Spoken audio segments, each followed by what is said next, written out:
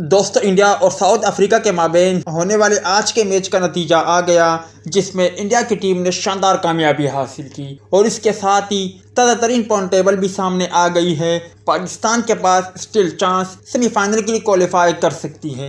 आपको बताते चले कि आज साउथ अफ्रीका और इंडिया के माबेन मैच खेला गया। इंडियन टीम की बात करें तो उन्होंने 300 प्लस रन बनाए। विराट कोहली ने शानदार सेंचुरी स्कोर की, जिसके जवाब में 400 प्लस रन बनाने वाली टीम साउथ अफ्रीका ढेर हो गई और इंडिया की टीम ने बड़े मार्जिन से कामयाबी हासिल की, जिसके साथ ही ताज़ा तरीन पॉइंट टेबल भी आ गई है। पॉइंट टेबल पर नजर डाले तो आप भाइयों को मैं बताता चलूँ कि अभी पाकिस्तान के पास चांस है। अभी पाकिस्तान टीम सेमीफाइनल के लिए क्वालिफाई कर सकती है। पाकिस्तान क्रिकेट टीम को अपना आखिरी मैच इंग्लैंड के खिलाफ खेलना है। वहां पर पाकिस्तान क्रिकेट टीम को लाजमी तौर पर फतह हासिल करनी है। आप भाइयों को ताज़ा तरीन पॉइंट टेबल की सूरत स्क्रीन पर नजर आ रही है।